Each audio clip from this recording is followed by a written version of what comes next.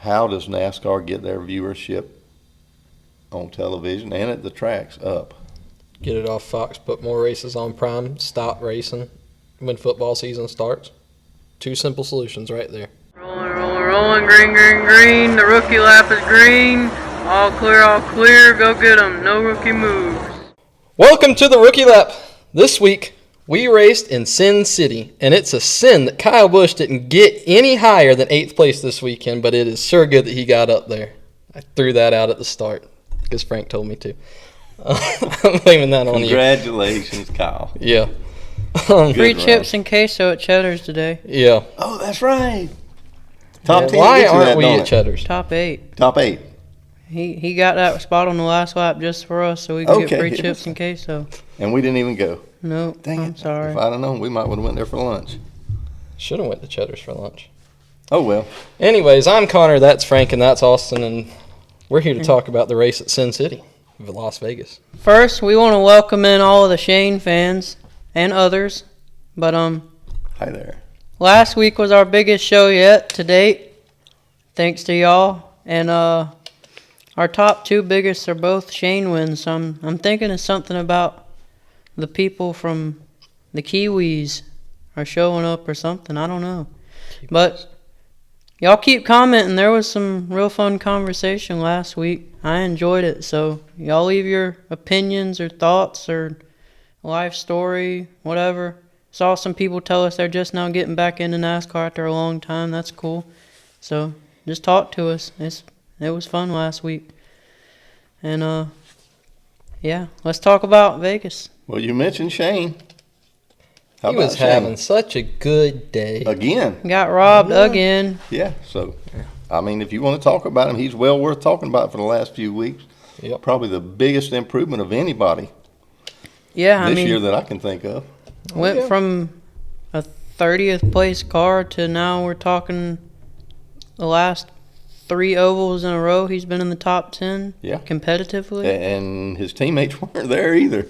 No. Just him. So, yeah, that says a lot. Yeah, at first I was always thinking he'd kind of be like the other guys that have came and done it, and like he'll always be good at road courses but never much on oval, so I never thought he'd be much to worry about. But if he keeps on with that, I'm getting a little scared.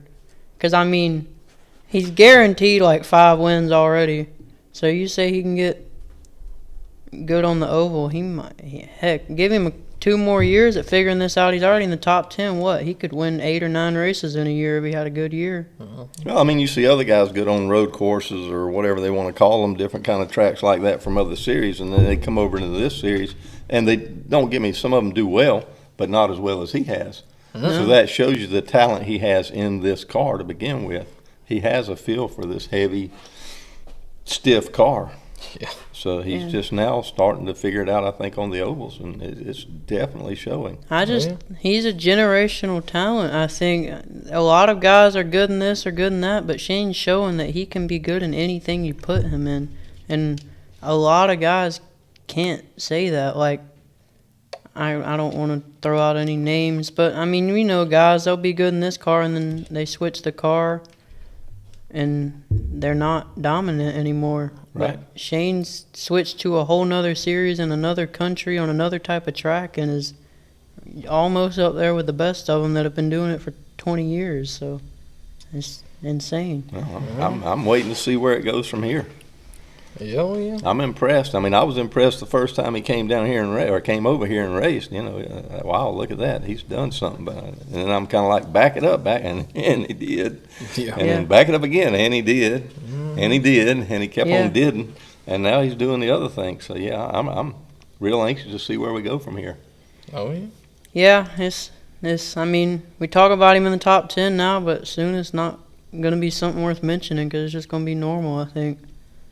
And then we'll be having to mention him in the top 5 probably. But what about the wreck that got him? He got robbed again. What happened there? Ty Gibbs decided I think Ty, he wanted to win on that lap. I thought he thought that was a lap that was paying. Yeah, because he sure did. He tried to squeeze in between a bunch of cars that he could not fit into and drove right up into him. Got loose and drove him. But what was it saying on the radio? I'd just be curious to know. They didn't really say much. They just Well, Bowman kind of shoved in a hole in front of him, and then it was like I think maybe Gibbs thought Gibbs he saw could follow. him fire, and he said, "Well, heck, this must be the last lap, so I got to go for it." yeah. That's kind of what it looked like. Well, he had decent speed, so I mean, he maybe if he could have got some spots, would have had a shot. Because he was right there with his teammates for most of the day, kind of trailing them. Yeah. But I had the feeling that he had gotten a talking to from a few weeks ago and was probably just letting them have the points. I don't know that he was trying to get ahead of them this week. But you mentioned Bowman pushing. I mean, they said on the radio Bowman kind of got pretty aggressive on one of them final restarts, and that's what kind of kept Larson from getting to the lead initially when it was the first restart on the 2 tires, and then the next caution came out. But they said on that first restart Bowman took them 3 or 4 wide. Oh yeah, So, yeah. There's apparently no team orders there. no, We've seen that over and over and over. but I mean, it's just like everybody else. It's been 48, now 49 races since he's won. So, You're hungry. yeah. And you can't blame him. I mean, No. it's But- a performance-based sport. Yeah. His report card's about to be due in about 3 or 4 weeks, and it's looking like it won't have a win on it. So Yeah. that's not good. Especially And for a Hendrick's Hendrick team. car. Right, exactly. So, But yeah, unfortunately he had a bad day, and some of the playoff drivers also had a bad day. Yeah. First one that comes to mind would be Ryan Blaney. Yeah. Jinx, Yeah. you owe me a Coke. Okay. Something about that in Vegas. I think this is the 3rd Vegas race in a row that he's blown a tire at some point in the weekend. That's just something with their setup there, I guess. Well, he said everything was fine, and then it wasn't. It wasn't like something was going down or acting crazy or driving bad. It just all at once. Yeah, it's just, Maybe they got a sniper up in the stands that don't like him. I don't know. It's just weird that track specifically, he's blown a tire 3 races in a row now. Yeah, and nobody else really did. I know they said that Joey was wearing tires real bad, but never blew one to my Yeah, they knowledge. were all cording. Every single driver I think all the playoff guys had cords showing at one point or another. But still, Blaney is usually one of the guys that saves tires. Yeah. Yep. Does So a it's little just better weird. on tire wear. Yeah, that is odd.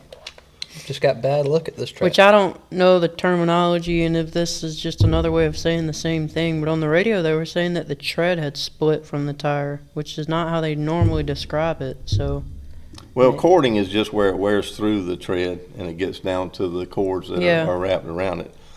but they were saying on Blaney's that the tread had split. Yeah. So that they've never described it that way before. So it sounded like a little That sounds different like maybe situation. something might have cut it. I don't know. Yeah. But they're not going to show me the tire, so we'll just go with whatever they say. yeah. We're not there yet. Yeah, working on it. What about the Elliott penalty, uncontrolled tire after getting 4th in stage 1? It just took a bad bounce. I mean, Well, it's kind of odd, though. All that happened. He got to the back, and he really didn't make a whole lot of progress from there.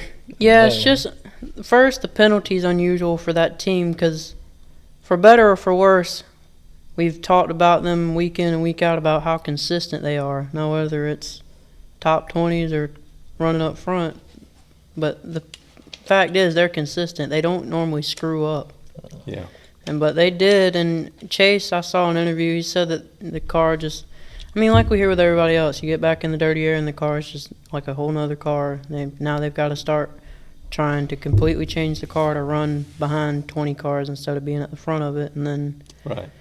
you're just screwed from there. But still, I mean, y'all mentioned Kyle Busch. He came from a lap down in the 30s and wound up top 10. So, I mean, that's still, they should have been able to recover. And why not take 2 tires? Well, that's the point I was about going to make.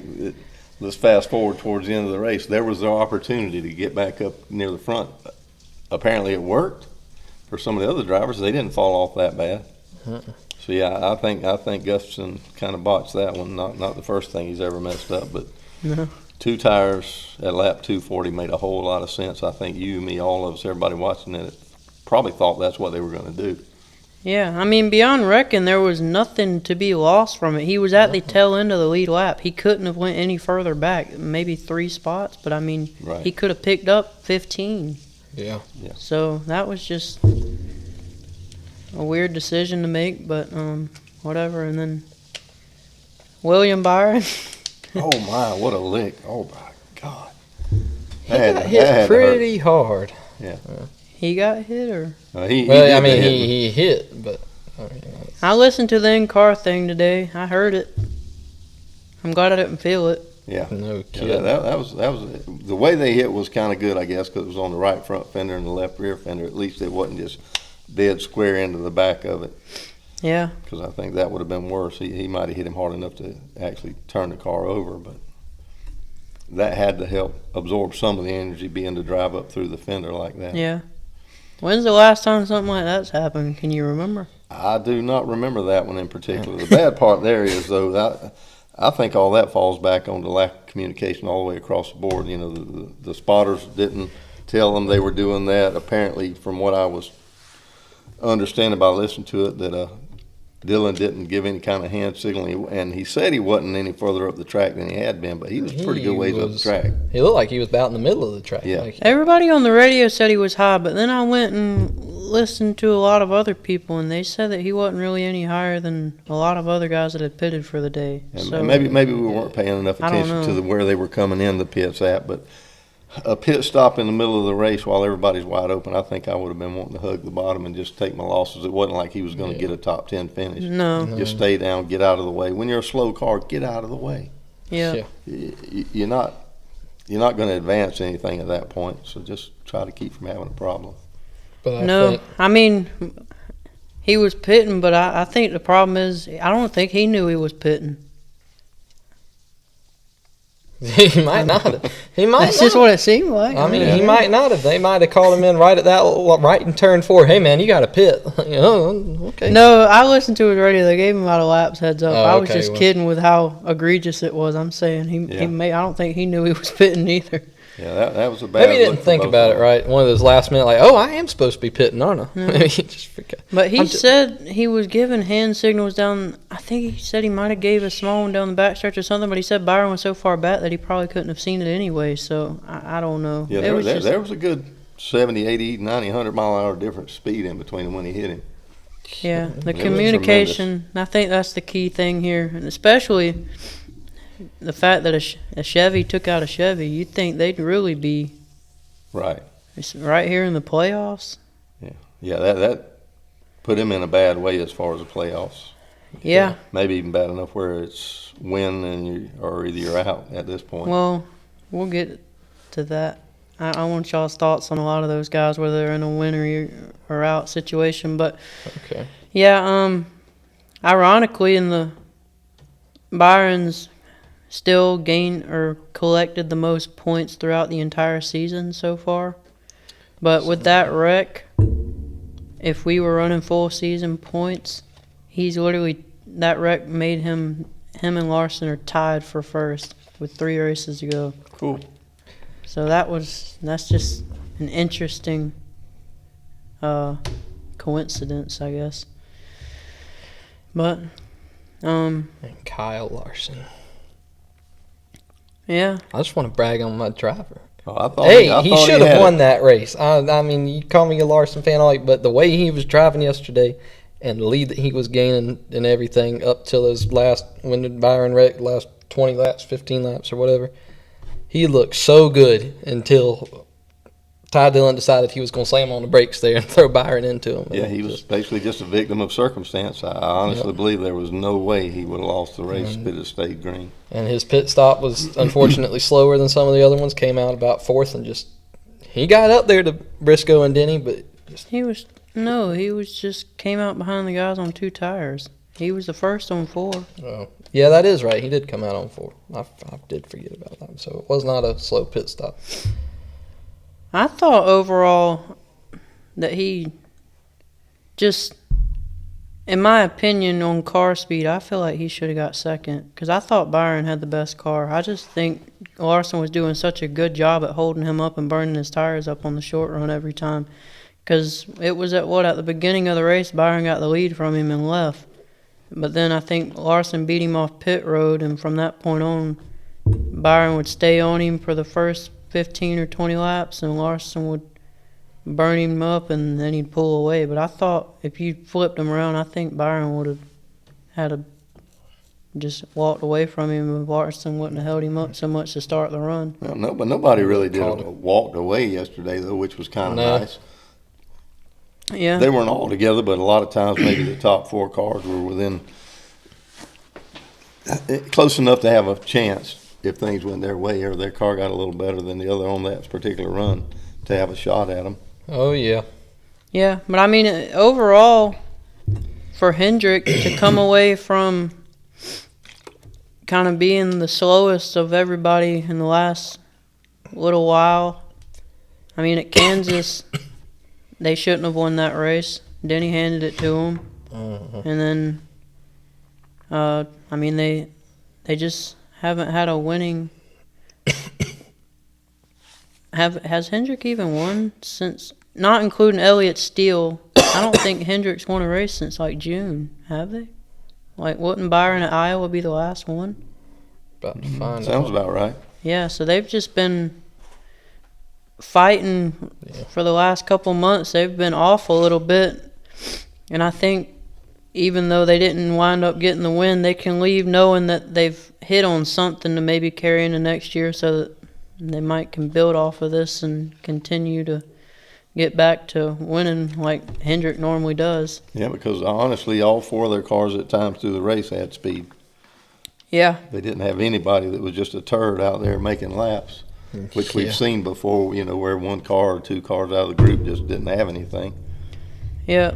They on Saturday qualified. The Gibbs car 1, 2, 3, and Hendrick was 4, 5, 6. And as soon as they went green, they kind of flipped that script, and Hendrick went straight up to 1, 2, 3, just about. Elliott was coming for third before he got his penalty. Yeah. And mentioning Gibbs, how about they were okay, but not the dominant cars that we've come to expect, especially Christopher Bell at Vegas. He's had the fastest car here the last 2 years, and they were probably the probably the 3rd best Gibbs car. At times, yeah. There was one time, there in maybe the middle of the race or the first or the third stage where he just didn't have it at all.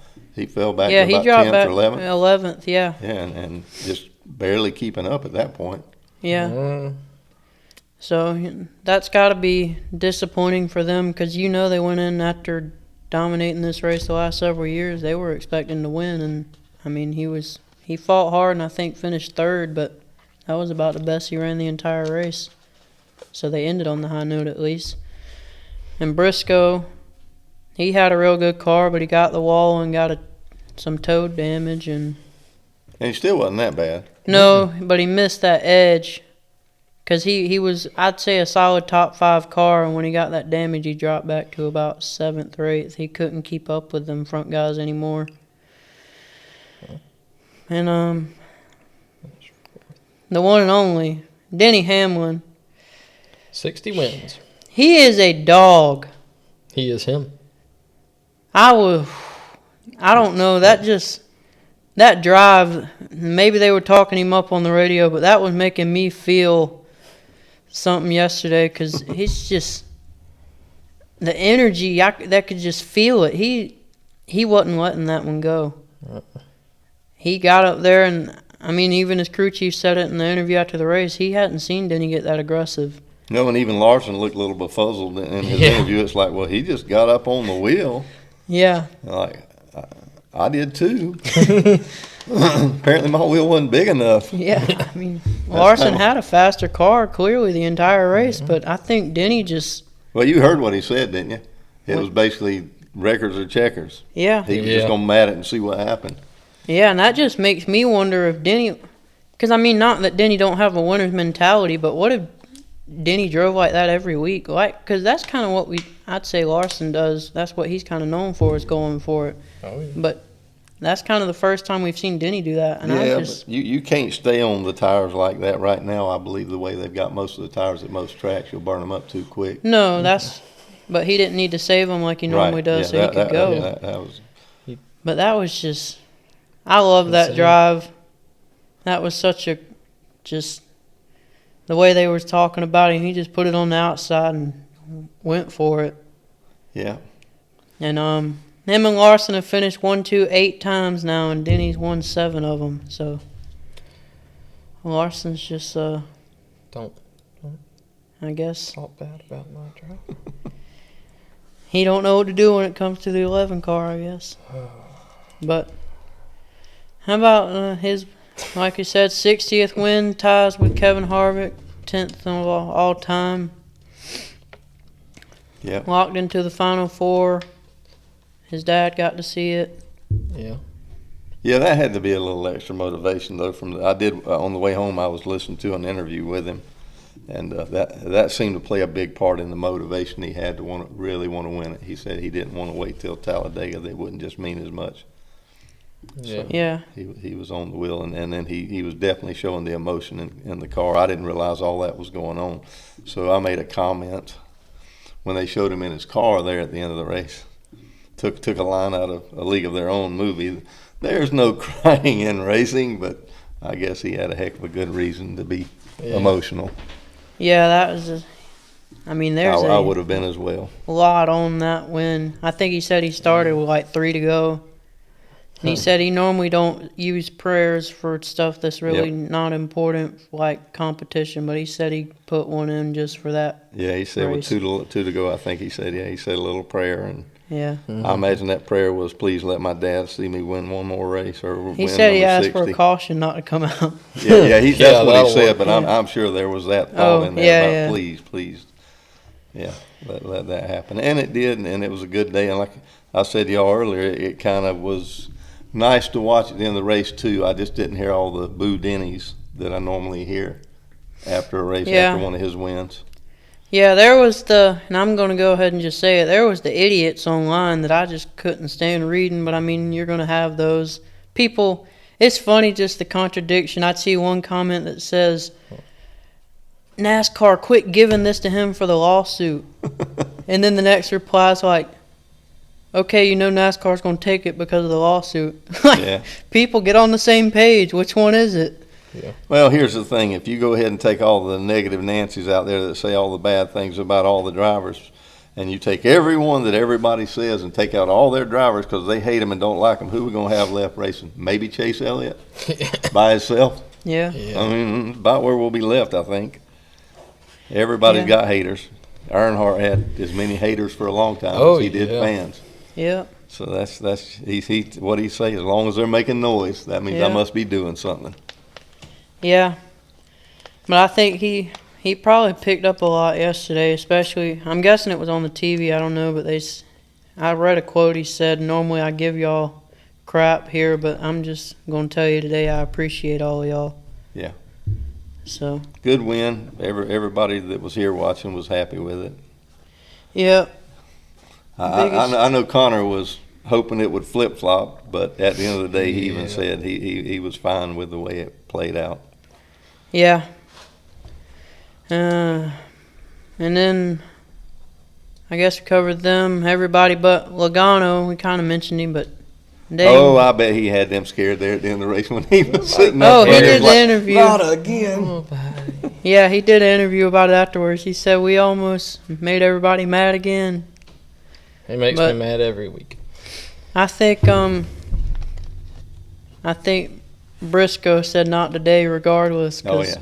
They were I don't know that first move. restart, though. Larson gave him a shove Yeah. on that first restart, and I said, uh-oh. If he gets out front, he's going to be hard to pass. Yeah. But it didn't work out for him. I was hoping. Nope, so he leaves the same distance out that he was when he came in. So, no, nothing made, nothing lost, I guess.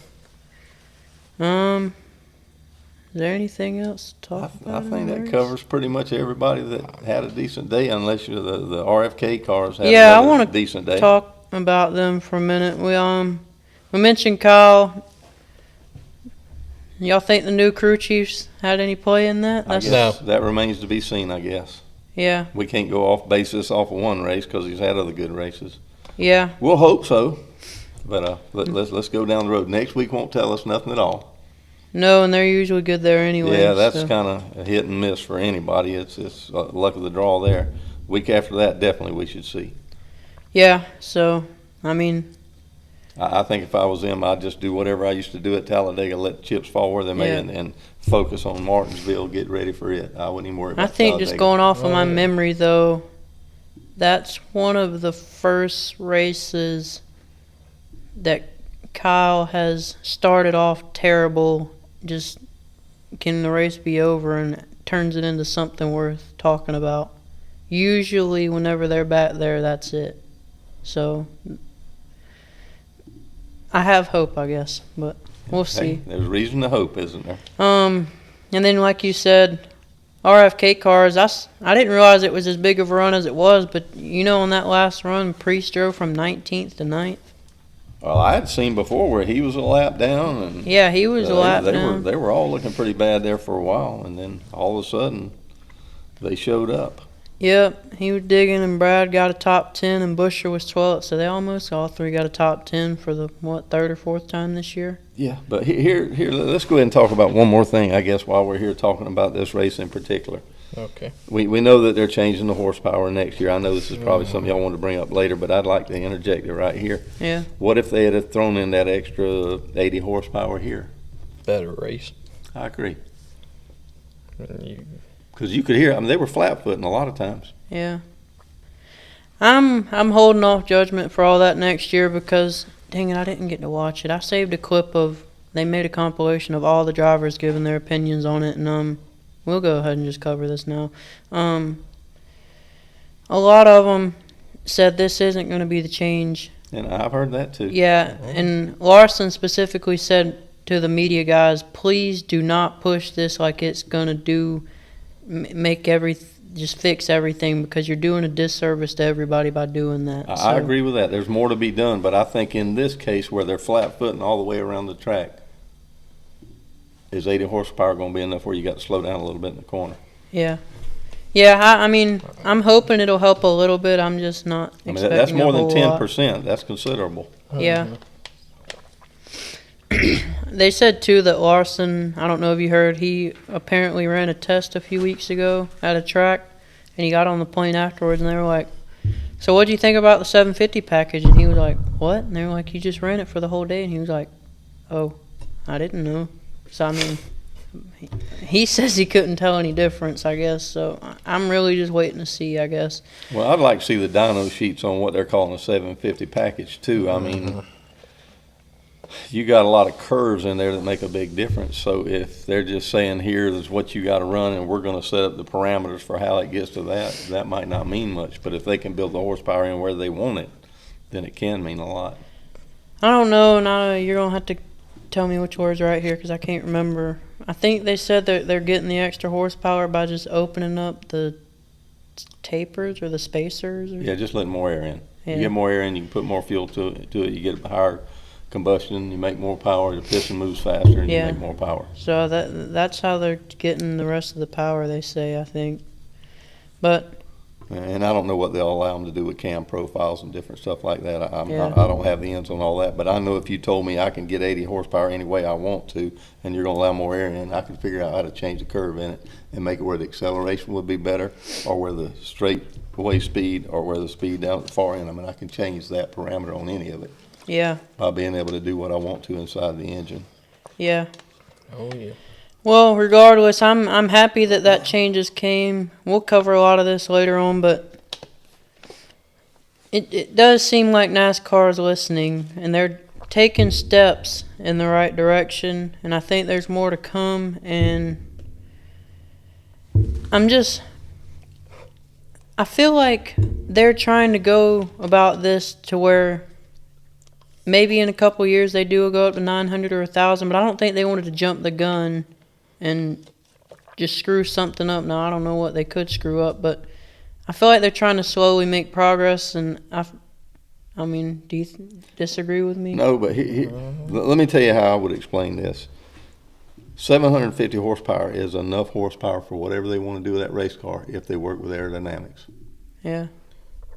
Yeah. That's enough to make as great of a race as you ever wanted to out of it. Yeah.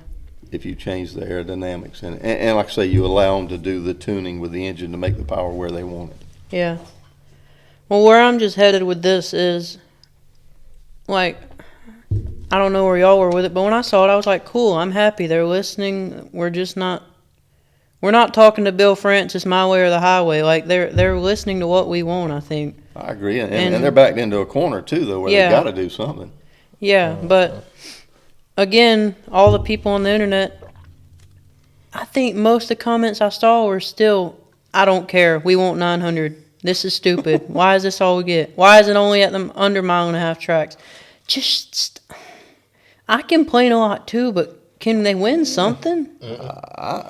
You don't have to complain about every single thing they do, and I feel like them listening to us is making the people think that they can just complain and never have to stop. But I'll tell you what those people need to do when they want to say they want 900 or 1,000 horsepower. You go out there and build you a dry sump engine with 900 horsepower that runs on a bank, that's on and off the throttle, and run 400, 500 miles with it, and then tell me how successful you were. 750, that's not a big stretch. It's really not hard to keep an engine together doing that. Yeah, and that's what they said. I know the technology is so much better than it was in days past, but still, you get up 900 or 1,000 horsepower, a lot more stress on things internally that's exactly in that what engine. they said. All the manufacturers said do we want to start seeing blown up engines? Yeah, they said the 750s where they can go with keeping things kind of how they are, but they said to do that they're going to have to completely reconstruct everything to handle it, and that it won't last as long. Right. But yeah, And aerodynamics and 750 horsepower. Every track they go, of course, they're not going to do that at the plate tracks, but still, every track that they go to where they can run that, and I think they should do it on the mile and a halves too. Yeah. It could be a heck of a race car. Free the car up a little bit, let the suspension move around a little bit more, make them not quite so stiff, and you'd have a heck of a race. Yep. But, I mean, I'm right there with a lot of people that want all these changes, but now that they're starting to come, can we just say thanks, NASCAR, like, keep going this direction? We appreciate taking our input instead of just putting them down for trying. Complete agreement there. But, yeah, anyway, I guess let's go over their points real quick. Denny's in with a win to the Final Four, his first time making the Final Four in the next-gen era. 5th time overall in this format. Is it his year? We will see. Larson comes out plus 35, Bell 20, Brisco 15, Byron doesn't finish, still only minus 15. Elliott minus 23, Logano 24, and Blaney out by 31. So, with that being said, is anyone in a must-win, do y'all think? You still got 4 drivers in spot 5, 6, 7, 8 that could win at either one of these tracks. Yeah. But I'm saying, do you think they have to win, or could Blaney still point his way in from 31 I think Blaney's got to win. I think Joey's got to win. I think things have to fall just right for Chase, and kind of iffy with Byron. Yeah. But I do believe Blaney or Logano's going to have to win to get in. And, of course, Connor had it. Tell them your scenario you had yesterday for that. Which part? With Blaney and Logano getting in, how it was going to happen. You don't remember? No. You said Blaney was going to push Logano that was to me. a win. That was me. Oh, that was you? Yeah. Blaney was going to push Logano to a win. Go ahead then. Blaney's going to push Logano to win at Dega, and then he's going to do his walk-off at Martinsville for, the 3rd year in a row or something like that? And then the championships decided at that point, I guess, because then they go to Phoenix. Mm-hmm. Yeah. But I think I like both the guys, but I think it'll be better, I don't know if better race or whatever. It'll be something that I think I'll more want to watch without either one of them in it at Phoenix. Yeah. 'Cause I believe whoever's left, it's wide open. Yeah. Yeah, that's true. I'm going to disagree with you, though. I think anybody could still point their way in because we're going to Talladega. Any of them could wreck. I mean, what was it last year? We had the 28-car pileup. Yeah. I just think until we leave Talladega now, if somebody comes out of Talladega minus 20, I think you're definitely screwed. But still being 30 going to Talladega, I think anybody could point your way in just because of there's literally anything could happen next week. I mean, Cody Ware could win the race, and that sounds funny, but it's true. He could.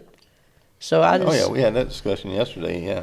That one's wide open for a winner. Yeah, so I just think a lot of the points could completely flip after Talladega. But Ryan Blaney, if I had to pick a guy out of these 8 guys or the 7 left that haven't won, that is who I would pick to win a race if somebody told me to pick one. Yeah, he's got 2 at Talladega and 2 at Martinsville, as I remember. Yeah. So I mean, we know he can do it. Yeah. Yep. But we shall see. Xfinity, right? You ready for that? That was, Y'all talk about it. I'm going to sleep. yeah, that's kind of where it was at. Okay. Heck with that race. Well, I want to Nice. throw out some random facts here, as I sometimes do. Just stuff I noticed.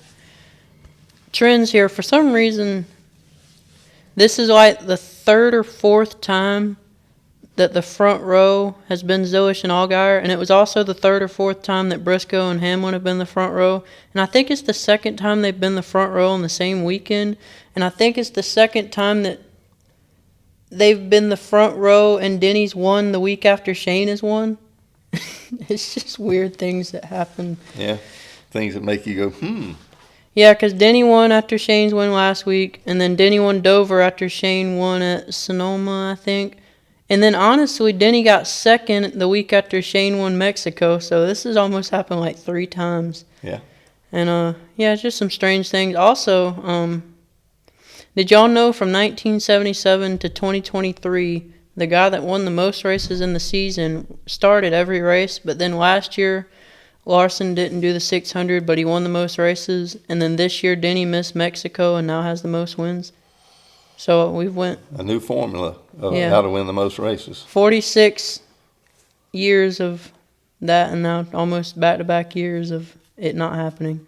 Yeah. Just interesting. But All right. So back to the Xfinity Yeah, race. I guess the Xfinity. biggest news here was Connor Zillich did not win. yeah, But another he almost 2nd. won. Yep. It was honestly just a smooth run, easy going race for most everybody pretty much all the day. Not a whole lot of crazy things going on. You had a few people had a couple issues and problems here along the way. A couple people left there pissed off at some other drivers. Some people got their cars better through the day, but really it just wasn't an overly aggressive, eventful day. I'm sure it was eventful for the guys in the car up there racing as hard as they could. But Oh, yeah. Yeah, I mean, I thought it was a decent race. I mean, nothing. They don't have to be barn burners, like No. we say. Just a post I saw, I think it was last night. Somebody's just posted on X. Does anybody really enjoy an Eric Almirola Xfinity win? No. Nothing against him, but I don't. never been a fan. I've said it Yeah. before. And just no. But It gets old watching them force guys with less experience to run up the track and then getting by them. yeah, And then that's his MO of passing somebody typically is just driving straight deeper in the corner and making them miss the corner and going on by. yep, Which he can do it and get away with it, whatever. yeah. And I guess from Gibbs' standpoint, I can understand it. Now they put him back in for the last couple races here and took what's the other driver's name out? Bonsignor out, so they can try to win there's also a championship that they can win. I don't think they took him out for the Martinsville race he scheduled for. They just took him out for the championship race. Oh, I saw yesterday he was going to race all of them. Oh, But maybe not. maybe. I don't know. The post Yeah. I saw said they just put him in for Phoenix. So. Okay, well, possibly. Well, I guess we'll see Yeah. here in a couple weeks. But you said people get mad. Sanchez, Allgaier, Love. I think this is the 3rd or 4th time now that I've brought up that interview of Sanchez saying he didn't care if he ruffled feathers, and Yeah, he apparently continues he to doesn't. meet it. Yeah. I don't really have an opinion on what he did. I don't know whether it was right or wrong. Do y'all? Do you, Frank? He could drive a little cleaner. How about that? Yeah. Maybe So here's my thought. Maybe somebody a little more experienced with better car control could have done the same thing without being quite as rough. Yeah. Hopefully, and he seems like he's doing a decent job in the car. It's just, clean it up just a little bit. We're not talking about Austin Hill just running over people. We're just talking about cleaning up a little bit. Yeah. And you got to race with them guys every week, too. I mean, think about that. It isn't like they're going home and just watching you race. They're going to be out there every week. You keep dooring them and things like that, eventually you're going to find out where the wall's at. Yeah. Oh, yeah. No, a few things I do want to say about it is, one, that team is affiliated with RCR. That's where they get their stuff from. Yeah. So, you might not want to try wrecking their cars. Two, you say you're going for the win, but you're about 4 cars behind the leader, so maybe next time if you're going for the win, maybe be doing that with the leader, not the 5th place car. Yeah. And 3, oh shoot, I'm blanking. Oh, his reasoning from what I heard is that the 19 had squeezed him. And it's like Jesse said, what do I have to do with the 19 car? I'm in the 2. Why are you racing me like this because the 19 did something to you? Yeah. That just makes no sense. But yeah. Hopefully a little more experience and maturity will take care of that. Yeah. If he sticks around, if he does, good. If he doesn't, don't know enough about him. Yeah. On the positive side, we've kind of been, it's like Ross Chastain said when he was in the booth for the Xfinity race. They've caught so many Corey Day wrecks over the last year or so, but Hendrick's kind of been sticking it out with him through the learning curve, and he gets a 4th in the Xfinity car. So yeah, he's improved over the last few races Yeah. he's run, and I'm guessing that they're going to stick with him, just like you said. He seems to be one of their guys they're wanting to bring up. I mean- Where are they going to put him? I don't know. yeah, no clue. But I don't see where he can go. yeah, but he's starting to show a little bit of why Larson said they had to sign him, I guess. So. Yeah. And you hear it all the time. It's been said over and over. It's easier to slow somebody down than speed them up, and I think maybe that's some of the case with him. Yeah. Now, speaking of signing people, this is a terrible segue, but I forgot to bring it up earlier. So, I want to tell y'all this story I heard, just something cool. Derek Finley is Ryan Priest's crew chief. I meant to bring it up when we talked about him. But I didn't know he'd been in the sport since, I think they said 95. Apparently, the story goes, he was taking his senior engineering exam at his college, and he got a phone call during the exam, and his professor says, I don't think you ought to answer that right now. It's not really a good time. And he said, he looked down at the phone, and he said, well, I think you're wrong. I'm going to answer it. It's Dale Earnhardt. And so that's how he got his start. He went, Dale signed him at DEI, and I just thought that was a cool story. Yeah, I believe I would have answered it too, don't you? Yeah. See you later, Prof. We got to go. My life just took a turn. Yeah. But I just meant to bring that up. I thought that was really Yeah, cool. that's neat. But back to this. I think that's it for the race. We want to cover their points real quick. Sure. All right, so Zilish plus 82 points. Yeah, he's in. Yeah. Allgaier 44. Love 20. And that's 3 of the people I had making it so far. And then Mayer is plus 8. How about him? I heard he had a cylinder go out. Well, what he said earlier in the race was he had low oil pressure. Yeah. And that was on like lap 14. Yeah. But apparently there was an electrical problem or something because he wasn't going to run that whole race on low oil pressure. Yeah, I was just wondering because I looked at where he finished and I was like, so you're down a cylinder, but you still got 9th. Yeah, no. That's a lot of power then. Yeah, whatever. But there were several of them out there during that race. I guess we're not done talking about it. But anyhow, there were several drivers out there that were really complaining about the cars because I think they had like 25, 30-mile-an-hour winds. Maybe even 34, that was all 35 weekend. one time. Yeah. So the gust of the wind when you hit it head on coming down the straightaway, it's going to make your car handle different, and it's also going to slow it down when you're trying to hit that much wind coming. I wonder if that's what made Byron slip so bad when he lost the lead at the end. That was just weird. That was, yeah. It was just out of the blue, I mean. Yeah. But, so Mayer +8, and then Brandon Jones -8, Sheldon Creed -21, Quapple -22, Smith, he was -24 in the last round, and he's -24 in this round. Yeah. They're also going to Talladega, so I'm going to say... Yeah, they're all close enough where, other than Zilich and maybe Allgaier, what you said earlier. Yeah. Yeah, 8th place in this is 24 out, which is the same as Logano and Cup, so... Yeah. I think anything could happen. I want to say Sammy Smith won the Talladega race last year, so anything could happen. But we got 4 JGR cars that have to work together at the end of a Talladega race, so never know how that'll happen. Yeah, and you also have the Sanchez's and some of those drivers out there that are trying to make a name for themselves. And Jesse Love and Austin Hill. Yeah, if push comes to shove, they'll. Yeah, I mean that's who you expect to dominate the show is Love and Hill. Not that they've not been the fastest, but haven't we said the last 2 or 3 plate races now that they haven't been outright dominant? They were taking a break. Yeah, because I think the JGR cars were just about as, not JGR, JRM cars were just about as fast as at Atlanta. And they didn't dominate at Daytona neither, I don't think. So, yeah, I'm wondering if they lost a little bit of that edge, but I guess we'll see this weekend. It'd be nice to see it tightened up where one guy just wasn't pretty much dominant all day. Yeah. But I think that's it for them. But Hill could definitely spoil it for him as far as somebody getting a win. I mean, he's always been good at these tracks. Yeah. Yep. Yellow tape takes. Frank, you can lead us off. Let me get to my page here. Oh, all right. My fingers aren't working good. I must have beat on with hammers today or something. Let's start out with this.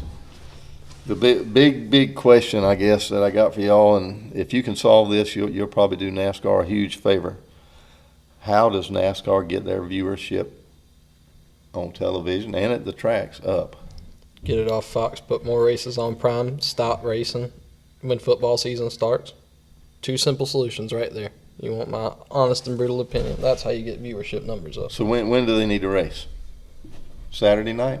No, I'm talking about shorten the season. He's saying cut the season. Oh, just cut the I'm season saying off. cut the season. Yeah, because because they need to. They race 9 months out the friggin' year, and they race once every week. They race 3 series. Cut the season short. It's fine. That's it's what not I'm going to kill asking you. for opinions. That's what I want to hear. That's my opinion. I'm going to disagree. I've had that opinion for a long time. Okay. It's like baseball. Fair enough. Too long. I mean, they're asking for opinions. Yeah. They want to know how to, because their viewership has dropped. And apparently, if you believe half of what you read on the internet, which I don't, but some of it may be worth looking at, is that they don't have the people in the stands at a lot of the races. Yeah. Now, that wasn't the case of the ones we were at, but. No, but. I'm going to disagree with. All right, first I'm going to answer Connor's thing. So I'm going to disagree with cutting the season short for a few reasons. The least of which, this one isn't really that big, but like we've said, they've raced during football for forever. So, and they didn't have that problem before. So I don't think that that's as big, but anyway, that's my least point again. I heard A.J. Allmendinger say a few weeks ago when they talked to him about this, he had a really great point. And he said, the reason that we can't have as short of seasons as other sports is because we're fooling companies here, like employing people. People have to feed their families. They need a job. They can't just not be working for 8 or 9 or 6 months out of the year. They need a job. So it's just, I think they have to run the schedule they do so that these people can continue to get paychecks and feed their families. And that's. Yeah, I've never thought of it from that standpoint, but that is a valid point. But every other sport does the same thing too. They take months off. They find a way around it. I mean, but they don't have 400 employees at each race. Yeah, and they're not paying for 400, but they do have $20 million a bunch of employees. race cars. But I mean, I know there's people that work at the stadiums and all, but typically these stadiums have other things going on throughout the year. Where I'm they not can keep talking. a lot I'm of talking people about in. the teams. I mean, so many people are besides just players are just employed on a team to do several things. But do they have 400 employees? I don't know if it's up to 400, but it's quite a lot. Yeah, and another thing I heard on another interview is apparently NASCAR tracks are not thrown in with stadiums and stuff like that as far as sporting events or something like that. So these stadiums get government-funded money, and NASCAR tracks do not. They pay out of pocket. That is true. So, Which is completely wrong. Nobody in any sport should be funded at all by the government. Yeah, but there again, they need to get more money than these other sports are getting. Way more money, so they're getting way more money and have way less people to pay. I think that's. But I don't know that money is going to the players and employees and all that as much. I think that's some greedy owners that say, "Hey, you build me a stadium and we'll play sports." Yeah. And they bring revenue back. I understand how that works. They bring revenue back to the city, but still, our government wastes too much money. Yeah. All right, now to your original take, I didn't answer that part. Okay. My opinion is I don't know much about TV because I use the radio, but from what I've heard and what I can tell, a lot of these races aren't on you got to tell me what's considered the sports channels, like where football and stuff is. Fox Sports, ESPN. Yeah. And so CBS. from what I've heard, a lot of the races aren't on these sports channels. They're on like a random channel where like it'll be some kind of TV show and then the race comes on. Yeah, it's TNN. Yeah, so- USA USA. Network. Yeah, right. I think you're I putting don't in, think they're competing at all with that channel. No. But at the same time, they're racing at the same time. I can understand his point there. They are, you know, you're going to lose some viewership because you got a football game going on. well, I mean, at the same football time runs as the races. entire day. When are you going to race that they're not having a game? Saturday night. But then When are you college, gonna right? race your- Huh? Isn't that when college is? Yeah, I got to watch the Georgia game. I can't. Well, All right, but that's why I'm bringing the question up. Yeah, They're looking for an answer. I'm so- not saying nobody's right or wrong. I'm just trying to counterpoint anything you say and just wondering Yeah. where do they go to get the viewership back? Well- They didn't have a problem in 1998 or 2002 or back then, but I mean, it was hot then. It was it was the end thing to do, go to a race or turn the TV on. But what to I'm race. saying is I think they need to start putting these things back on sports channels because a woman watching some mom show and the race comes on, she doesn't care. But if you got it on beside another game or something going on, a person might be like, "Oh yeah, let me check that out." You're putting it in front of the wrong eyes.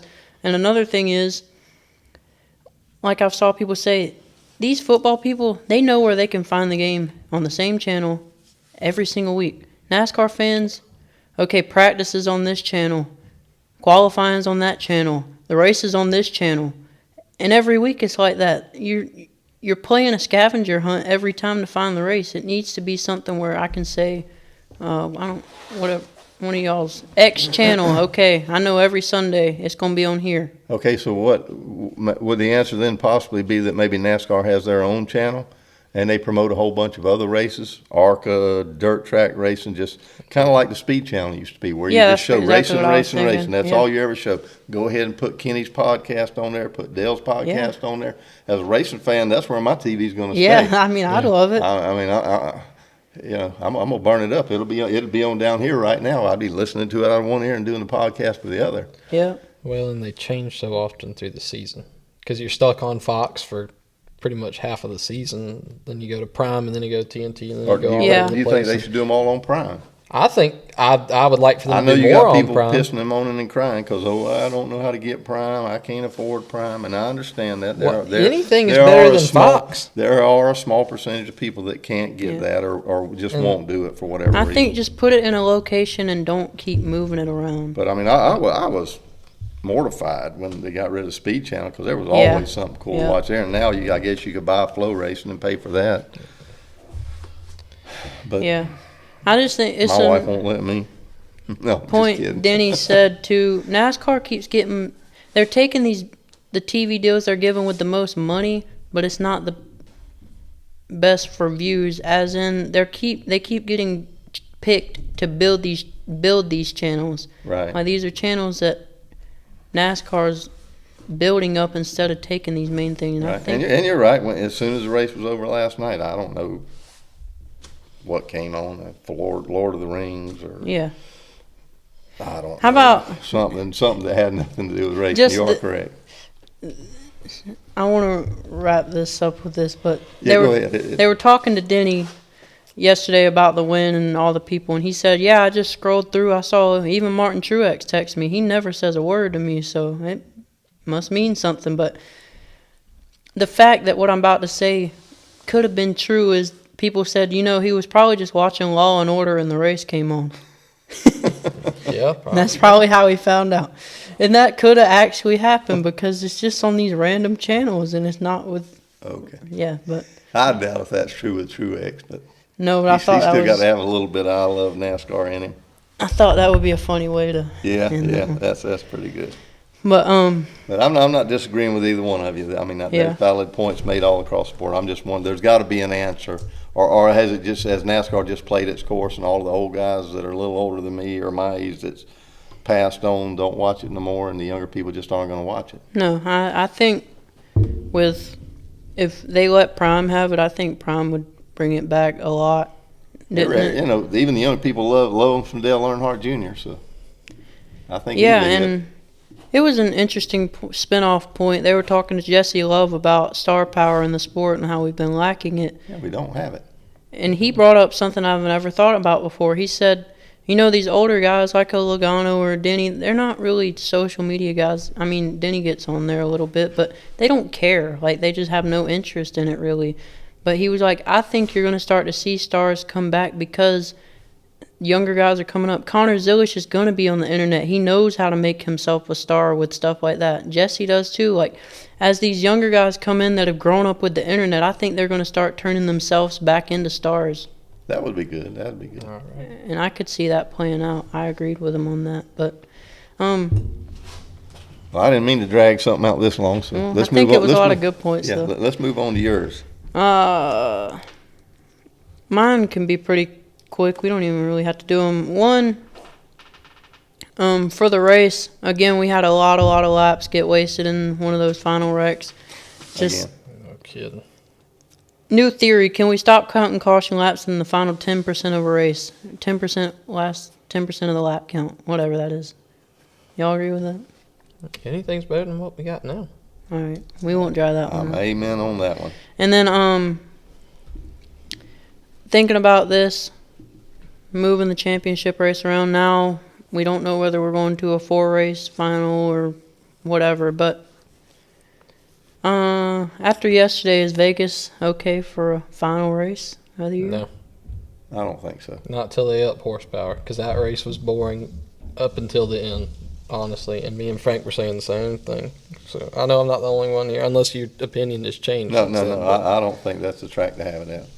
It just What do you think, Austin? You think so? When I compare it to Phoenix, absolutely. Oh, compared to Phoenix, Yeah, compared to anything. compared to what we you didn't get put for it that way. Yeah, anything compared to Phoenix. yeah. I'm with you on that Gosh, one. anything. But as far as that, the only out of all the rest, no. But yes, compared to Phoenix, I'm 100% on board with you. Yeah, I mean, I guess I'm not going to say it's the best track, but I definitely think if you're trying to look at 5 tracks to rotate between, I think it's in the top 5. And I you mean, you would have a better chance for more people to have a better chance at winning the race. yeah. Oh, yeah. But they're going to 4 races anyhow. I'd go to Vegas and bet $1,000 on it right now.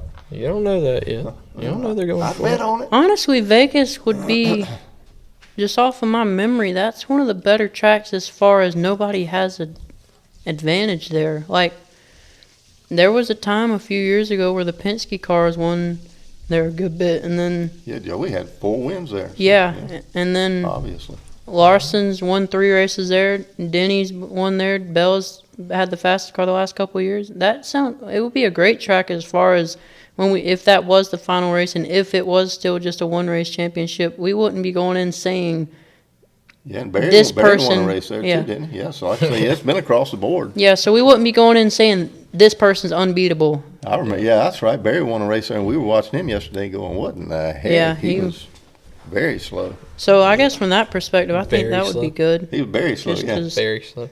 Barry was very slow. He been very, they're very pretty slow. even across the board there, is Yeah. competitive wise. But anyway, another. Yeah, I got another question, and this one ought to be quick. It's popped into my mind when I saw his little statement he made is, where do y'all think Harrison Burton's going to wind up? No clue at all. He's going somewhere Uh, because he's already got plans according to the statement that he put out. I don't know. I think all the Think he- junior cars are taken, Yeah. right? Yeah. We don't know what's going on with the 88, but I don't think he's in those cards. Yeah. I have no idea. And I don't at see all. a cup ride being open, but apparently he's got a plan to do something. Maybe it's not racing, but What if they pick Did- him as one of the guys to build rim? Would he step down another series? Well, I mean, that sounds bad, Ram but might be throwing a buttload of money too, and sometimes that talks. yeah, and I mean, going down there to build maybe a winning team versus building a team that, That did okay. yeah. Yeah. So, I don't know. That outdid themselves. How about that? Yeah, but I have no idea, no guesses. I was just curious if y'all had any clue because it's kind of, we know he's gone, but He could be going to the 99 car. I don't know what team. That's Viking Motorsports. I mean, it's not that big of a step up, I don't think, but they just fired. I don't know if you saw, they fired Matt DiBenedetto this morning. I haven't seen He's that. out of his ride for the rest of the year. Hmm. And they said they'd announce next year's plans later on, so they're looking for a driver. Huh. But again, that's not been a very competitive car, so No? Why would you go from one that's yeah. not? And I mean, we at don't best- know. We don't know the backstory there, but No, I was think just he'd curious. probably be stepping from like a 30th place car to like a 25th place And I would have car. thought after this year, with the improvements they made, that maybe staying there would have been a good idea. With Yeah. with the team already molded together and doing so much better than we Yeah, me expected too. out of them. Yep. Track back.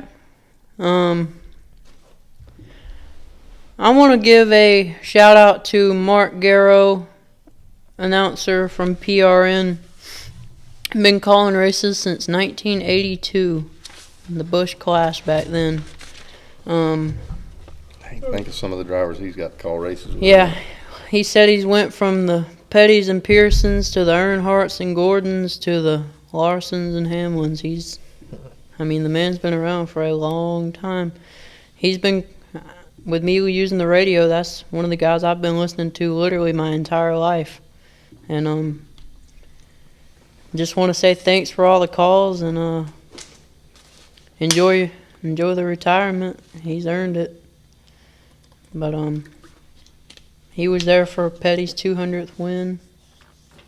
He called that race. Yeah. If I remember right, I listened to the race when Bill Elliott won the Winston Million. He was calling turn 3 in that race, I think. So, he's been around for a lot of stuff. Had to be fun Yeah. to get to see all of that and as many races he's got to see live. A lot of them that didn't count, because No, he wasn't there before '72. he said he called Petty's 200 win. That was in the '80s. Was it? Yes. Thought that was in the 90s, no, it was 70s. in Petty? the '80s. Yeah. His 200th win? 80, Yes. Yeah. No. Yeah. Yes. Oh, who cares? Anyway, I remember Who watching. I just cares? like those Tomato, guys. Tomato. Doug Rice retired after about just as long a career last year from there, and those have just always been super energetic guys on the radio. They make great calls, have great attitudes. They mess around. It's funny listening to them, and they're pretty open too about just being Christians. He was talking about his Bible study group last night too. So they just sound like super good guys. And Well, I'm gonna be honest with you. Back in the day, and I'm going back into the '80s. Me and my buddies, we used to always catch the races, and probably 80 or 90% of the time, we wouldn't even watch the race because it was more exciting to listen to it on radio. And back then, it came on the regular radio. yeah, You could just tune in to 90 whatever point something and listen to the race. yeah. So there was a whole lot of times that's what we would do. We would just sit out in the yard, and of course then we did a little things, drink a beer or whatever, and work on our race car or something. And listen to the race and have a good time, because it was more exciting to listen to them, way more exciting than just watching on television. I'm telling you, people, if you hadn't just ever sit down and listen to the broadcasters, do it one. Turn the sound down on the TV and listen to them on Sirius or MRN or PRN or whatever. Their personalities show more than the TV guys too, I feel like. Oh, heck yes. So yeah. it's just... Yeah, watch it on TV and let them call it on the radio. Yeah. And you'll enjoy it better. I mean, even him, he was just like Denny. He was tearing up last night because he said he was just thinking about how he's always done this just to try and give his daughters the best life they could. Yeah, but I mean, they can make a guy going for 32nd place just sound like the greatest thing in the world. And you take some of the older guys that used to do it, just the way they could paint a picture with their words. Yeah. It just, you could close your eyes and sit back like you were at the race and you're seeing it. Mm-hmm. They're really, really good at what they do. Yep. So, shout out to Mark Garrow. Guru Garrow, as he goes by. Thanks for the memories. We already covered the increase in horsepower, I guess. What else? Well, you know what? October the 6th through November the 3rd, the Chase Elliott vote, the most popular vote is open. You can vote, I think, up to like 5 times or something. We got him on the table, right? Huh? Chase? Can we vote for Butterbean? I don't know if they got an ARCA. I imagine they got a write-in. He ran some. I wonder if they'd let you vote for him. Yeah, it might just be cup driver. I've never voted, honestly. I don't know. But this year we'll vote. You can vote for the top 3 series for sure. Oh, can you? Okay. Yeah, because Justin Allgaier always wins, and then I don't remember who won trucks last year. Well, I just want to let you know it is open. Anybody wanting to vote between October the 6th, which is already coming past, through November the 3rd, according to what I ran online. Most popular driver voting is open. So we're going to put our votes in for. You'll have 5 for Larson. He'll have 5 for Bush, so they'll cancel each other out. So whoever pays me the most, I'll throw in 5 for your guy. All right. I got 20. Adding on to the conversation where the horsepower got announced, Dale Jr. sat down with the president of NASCAR last week. A lot of really good conversation there. That's where it kind of showed that the guys really starting to kind of turn back and wanting to go back to the old kind of things that worked. He mentioned that they know they've went a little too far with trying to appease the wrong crowds. They're ready to kind of get out of that and go back. The horsepower, they said more announcements to come in the off season, aka championship format change will be coming. And he just, I think Jeff Gluck put it a good way on the teardown when they said he can't come out right and say it, but he's really just trying to fix a lot of Brian France's screw-ups. Because back then, Brian France made all of these decisions, and it was, I mean, he's the one that made it. They couldn't stop him. And so now they're coming in and trying to fix that. It sounded like it on the interview, like he was wholeheartedly trying to do what he could to improve things and make it a better experience for the fans. Yeah. So we'll see if he means it. And then more news. Big news. NASCAR announced last week that they are willing to settle with 2311 in front row. Well, and I read something a little different there. What? I mean, along the same line. Go ahead. I'm sorry. I mean, that's it. The settlement's been called. I mean, I'm not a legal expert, I think, but the meeting's supposed to be in 2 weeks. What I heard was Judge Bell ordered NASCAR in 2311 to participate in a settlement conference on October the 21st. They were ordered to do that. And I'm not saying that, they weren't already saying they were open to it. But yeah. I think he'd made it clear y'all were going to sit down and talk about this. Can he do that without them being willing? I mean, is their case not his? Yeah, he can. He's the judge. He can tell them you have to go. A judge often makes people go before mediation and try to work out things before it actually comes to trial. Well, I think Steve O'Donnell mentioned on that show with Junior that they had put out that announcement, so it sounded like they started it. And also, from my understanding, I could be completely wrong. I think NASCAR announced they were willing to settle, and then they asked for a different mediator, and I think the judge said that he ordered that they have to use the one that they currently have, which apparently is a guy from the NBA, so I guess NASCAR doesn't want him because they're saying he'll be partial to Michael Jordan. But I don't know. Might be. The judge says that they have to use that guy. But that's huge. We might not be having to. Well, hopefully they'll settle this on the 21st or whatever day it is that they're doing it, and this will all be behind us, and Oh, yeah. we'll be done hearing about it. Yeah. We can go back to everybody racing and not going, oh, by the way. Yep. Also, a little bit of talk last week. NASCAR's warned teams about talking on the radio about the point situations and manipulating the race. They said it will not be tolerated this year at all. And the only thing that the drivers are allowed to know is their situation, their self, nobody else. So you can tell Bell, hey, you need 2 more points, but you can't tell Eric Jones, hey, Bell needs 2 more points. Because last week there was a little bit of that going on with, like we had mentioned, with Blaney waiting, and Shane did let Ross by. And they made it perfectly clear that they do listen to everybody's conversation. yeah, and like they said, they have thousands of investigators now because we all have access to the radios. So every single radio is being listened to by thousands of people at this point. Right.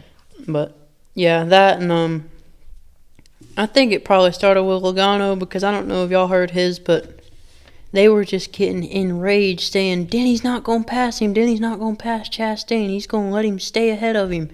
While at the same time, whenever Todd Gilliland went by Joey, another Ford, Joey cussed him up and down for being a terrible Ford. And it's like, you can't have it both ways.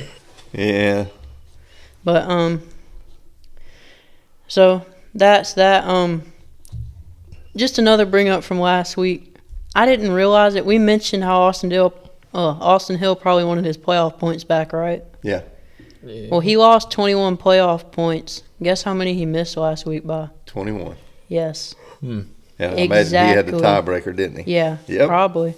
I don't know for sure. I would bet he did. Yeah, so that's just, the way those things work out is insane. Yeah. That's just crazy. That's got to be eating at him hard. Mm-hmm. But I bet he don't change his driving style. No. That's just the way he is. We already mentioned Burton leaving his team. J.J. Yaley gets to drive a Spire truck next week. That's cool to see him get an opportunity because he's never really got it in a great car. Yeah, he's been in a bunch of backpackers. Yeah. Just making laps. Also, I've been watching a lot of people playing this new NASCAR game. It makes me wish I could so bad. It sounds like one of the best games they've ever made. It's just so in-depth. You start from the ARCA series and work your way up, and they have like social media in the game. So say like you spin out Parker Retzloff in Xfinity, literally you'll get on X on the game after the race, and Parker will be like, Frank, what was that for? You're a dirty driver. Or I saw one that was like, I'm sending you, Daniel Dye posted for the guy I was watching. He was like, I'm sending you my damage bill for all the stuff you cost me this week. And one driver was like, if we put traffic cones down the interstate, you'd hit every single one of them. So, yeah, it's just really cool. They have that whole dynamic, and you literally like can see your race haulers. You get sponsors put on the haulers, sponsors on the car. You have to work to get sponsors. You have to save up. You get more money the better you run in the race. You save up money to upgrade your suspension, your chassis, your motor. Wait a minute now. We can't just do this like all these young rich kids that come in NASCAR with their daddy's money. Nope. You got to start from the bottom. Yeah, the guy I was watching is running for like, he's qualified like 23rd in ARCA. And guess who was on the pole? William Sawalich. Huh. They got it pretty realistic. That was another thing. The guy was running at Daytona. And we know Larson loves to just kind of go for something crazy every once in a while. Yeah. And that dude almost got wrecked because Larson was running him at Daytona and just went wild and just about wrecked the field. But it's pretty realistic with all that stuff, so it just sounds super fun. Now, is it already out? Yeah. Tomorrow. Tomorrow? The gold edition came out last week. I don't know the Early difference. access did, Yeah, so I don't know what they that could means. buy the gold edition, Oh, which okay. is a lot more expensive than the regular base game. So when are you getting yours? Probably tomorrow when it comes out. Oh, okay. But it officially comes out tomorrow on the 14th. Well, maybe one day this As of week the time of you can recording get this. upstairs and help me set up my game, and then I'll go ahead and get it. I'll do that Wednesday. Okay. Yeah.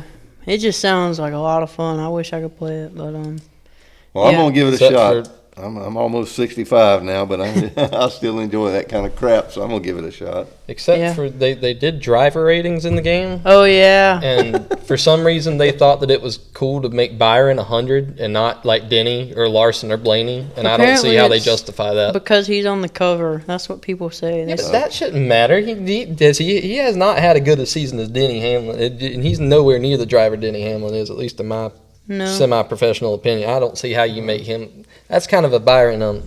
The term that they use in football when they talk about Mahomes and they call it glaze. And I was seeing that in the comment section was NASCAR's kind of glazing Byron. They're putting him on the cover and making him 100. But Bell and Blaney are on the cover too, so why aren't they 100? Because there's 3 drivers on the cover. What are they called again? Driver ratings? Yeah, they do that. I guess in the, Byron, because Frank, they got the ratings split into categories. Like you can see the ratings based on concrete tracks, short tracks, Super plate speedways. tracks, intermediates, like everything. You can break it down really deep.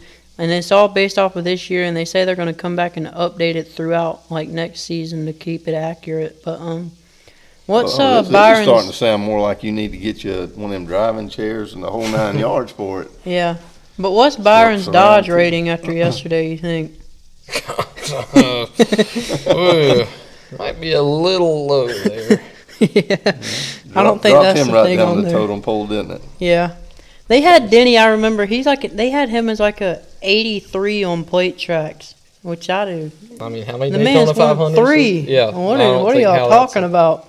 But like I said, I guess it's because it's based off of this year. Yeah, they've got to have some kind of. I still don't see how he's not 100 overall, but that's There was a just me. funny promotion video, which all the drivers, like people have been. I saw people posting like, "Butterbean, give me a break," and they'll post a clip of them racing him in the game, and he replied, and he's like, "The boys got her hooked up this weekend."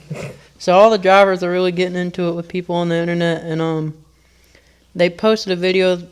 They posted the stats of the ratings, so like it would say a 92 on plates, the this on short tracks, overall this or whatever, and they gave the driver the stats, and they tried to get him to guess who the driver was. Yeah, So that it was very pretty funny. entertaining. Yeah, because there was one they had a bunch of them guessing Kyle Busch, and they saw his plate tracks. It was like a 90-something, and they told him that it was Kyle, and they were like, he's not that good. No, Kyle Busch is not a 90-something on plate track. They were going after him, but I don't know. It just sounds like a really fun game. And then I heard some potential news. I don't know that all of this is true or half of it or whatever, but I think we're going to see the SVG coin flip here. I think Connor Zilisch and Austin Cindric are going to go run supercar races. Really? I think. That'd be cool. Yeah, so that'll be really interesting. And I don't know about y'all, but like I haven't known a whole lot about Connor Zilisch. He just kind of came out of nowhere. But I saw a pretty in-depth interview with him and Kenny Wallace the other day, and I just wanted to mention it because it was really, really cool. Again, I don't know how much y'all know, but he's just way more than I realized. So Yeah, I just wanted to watch that. I saw it, that it was up, and I hadn't got a chance it's yet. really good. Okay, I mean, good. I'm sorry, I'm going. No, go ahead. Go But- ahead. I mean, Apparently, he did grow up in Charlotte, but was not a racing fan. Had nothing to do with NASCAR or anything. But they started racing go-karts just to get away from the house on the weekends for fun. And people started telling his dad, they were like, Connor's pretty good. Y'all need to kind of put more into this. And so he won some kind of go-kart championship around there. And it won him a ticket to go to the World Championship go-kart race in Italy in Europe, and he won that at 11 years old against 164 other people from like 33 different countries. And then he went to another thing in Europe where they invited one driver from 50 different countries, and he was I think he was 13 or 14, and he was the first American to ever win that. And then he's won the 24 hours at Daytona and the 12 hours at Sebring. And a lot of those guys he said he raced against in Europe are now running Formula One. So it's just, he's way more worldly than I realized, I guess. Yeah, I guess who was it? Was it Wallace or somebody said something the other day about he could have been the first young American to go run F1 and do good. Yeah, I don't know. I didn't see that. And they would throw money at him to do it. I mean, the money would be there, the backing would be there. Yeah. And maybe that's why. Like I said, I hadn't seen the whole thing. I'm going to watch it. Yeah, it was really good. I mean, he's going to be a star. But what you pull up cars that we can have I when we was race? looking at paint booth pictures and stuff people are posting to the game. You can paint your own Cool. car. That's got nothing to do with what I was just. Yeah. I saw it on X Yeah, those look pretty cool. on my computer real quick. So if you don't have that NASCAR game, you might want to get it after looking at those pictures. That's pretty cool.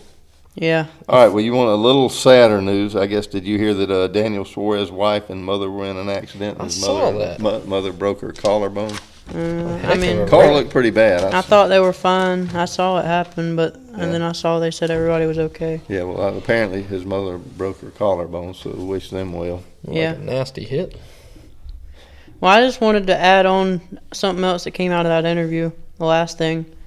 Did y'all know that apparently SVG and Max Verstappen are good friends? I did not know that. Yeah, apparently they raced together on iRacing a lot I didn't- during COVID. I didn't know Shane and Larson were that close. Yeah.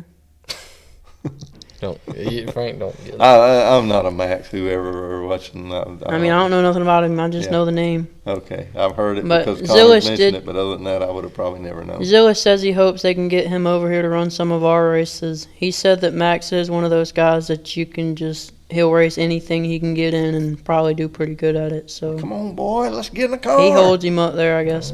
Yeah.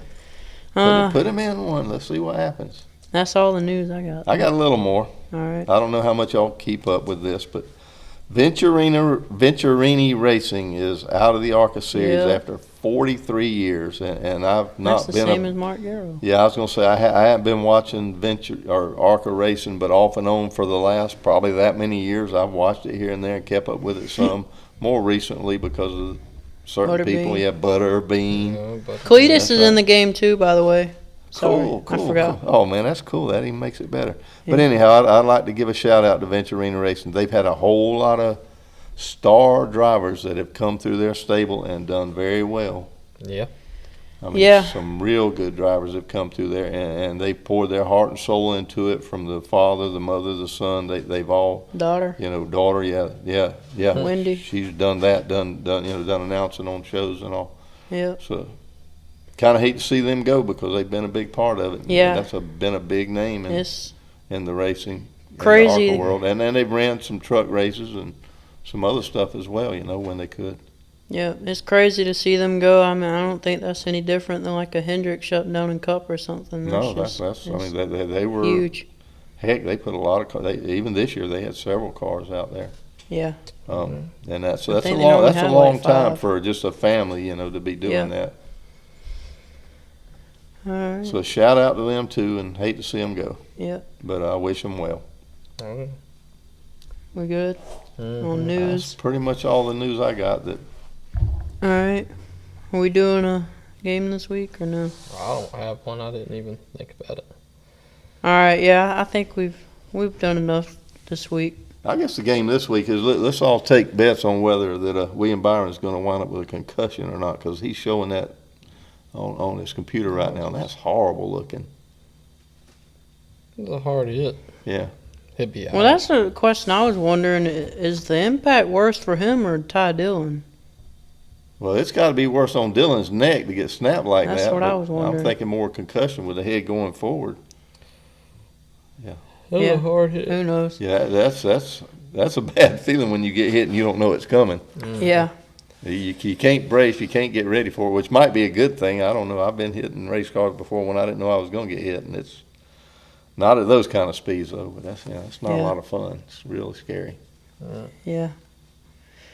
All right. Well, I guess let's just do some quick picks and get everybody out of here. We're going to Talladega. I don't know, and I don't know. All right. You probably got a good shot with that. Yeah. I'm going to take Bush, Priest, and Custer. I'll take Cody Ware and Kyle Busch and Cindric. Yeah. I mean, you laugh, but That anything could can happen. He happen. led at Daytona. I'm Cody 100% Ware got serious. stage points at Talladega last year. I remember. I think he ran like 8th. I'm 100% serious. Bush runs good on the big tracks. Cindric does too. He's a speedway racer, and Cody Ware is just a lucky driver. Well, he always plays it safe, so he'll be around at the end. That's their strategy. Yep. I'm going to go straight with a Penske across the board. So Barry or not Barry? Oh, yeah, him there too. They're going to finish 1, 2, 3, 4. So you've got must-win super speedway racer and Golden Horseshoe. Yep. I'll be curious to see if, not that they haven't before, I guess, but I feel like the rest of the racers will be more trying way harder to keep the Penske cars out of control. I think they will be trying harder to keep them away from each other where they can't work yeah, together. and That's from a possibility. being able to control the lines. I'd make that part of my game plan if I were in a Chevrolet or a Toyota. Yeah. I'll just be curious to see, because I feel like that will be a game plan for those guys. Yeah. But I guess we shall see next week. All right, well, wait a minute. There's one more thing. I don't know if anybody out there notices, but we are all in black, and there's a reason for that. We need one of us to go up there and where they can see the back of our shirt. You normally show shirts. You're on the. You have easy. I like to get up. To All right, let's see. Somebody got to focus me on the camera here where they can see it. It'll do an Tell me where to go. autofocus. Huh? That's fine. Can they see it? I hope so. I couldn't tell. I can't see from. Well, yeah, tell they them can they see. see it. They can see it. All right. They see it. Let them know what it is. Is our. What are we calling him? Our Charlie Kirk Our shirts? shout out to Charlie Kirk shirt. Yeah. My wife felt it important that we all have these, and I think we all do too. Yeah, we mentioned Mark Garrow and Doug Rice for me. PRM being good Christians, and I don't know if there's a better one than Charlie Kirk. So. No, but that was our little shout out to him. Yep. We enjoyed watching him too. It's nothing political. Nothing political, just a good, kind person. Yep. I think he loved everybody, Yep. and then that's a good way to be. Oh yeah. He was trying to teach that it's okay to disagree. So. And still love someone, and you don't have to agree with somebody to hold them in your heart. And That's what Jesus taught us. He was just carrying on. He was trying to help amen. show what Jesus was teaching us. So leave your disagreements in the comments with us, and we shall peacefully debate That's right. why. No, we can argue like cats and dogs when it comes to NASCAR. That's a whole different thing. Yeah. We shall peacefully debate As long as we don't have to throw fists, we can sit here. why and go, Cole Custer is going to win this weekend. That'll be mine. Absolutely. "Eh, I could see it happening. Do y'all have something you Joey want? didn't lose his horseshoe. He's going to be there. What do you want to debate about, Connor? Um. We've been giving them topics. We got to. I don't know. I don't really have no NASCAR. Why Kyle Larson is going to win over Denny Hamlin this year for the championship? So he's going to make it. I think he'll make it. All right. Did I put him in last? I don't even remember. I think you think I ended up. subbed it in Yeah, last you week. ended up. You didn't want to, but you ended up doing But it. I think here's my take on the debate. I want to know everybody's opinion about what Connor said earlier. Is the season too long? What do you No. think? And just I know what you just think, know- Austin. I'm asking the other people. And other I want the opinions. people at home to know it is not just a NASCAR thing. I think baseball season is too terribly long too. I think that's for That's a lot of because sports. baseball's boring. That's a whole nother topic of debate. But I think Golf's too long too. It exists. that's also another time. I like the Masters. No, it's you brought up a valid argument about is the season too long. And I will So debate I'm just that one. curious what other people's opinions are about that. So please let us know. What do you think? Yeah. Yeah. If you think it's too long, though, let us know. What do you think it should be? 28 races, 24 races? Should it stop I right? think IndyCar does like 17. I mean, just curious. I'm just curious other people's opinions of that. After Connor said that, it put the wheels turning in my brain and got me thinking, what do people think I about did that? something. Yeah. All All right. right. Well, y'all let us know, and we'll see y'all after Dega. Talladega. The house that Ricky Bobby built. Yeah, the Alabama gang. You know, no more Allisons. Anyway, Until next week, yeah. hope you enjoyed the show. See ya. Bye-bye. Coming to the checkers, and there. Good job. You only pissed off 87 other drivers, 912 fans, and set the sport back another 53 years. Just pay the $20,000 fine, and we'll try it again next week.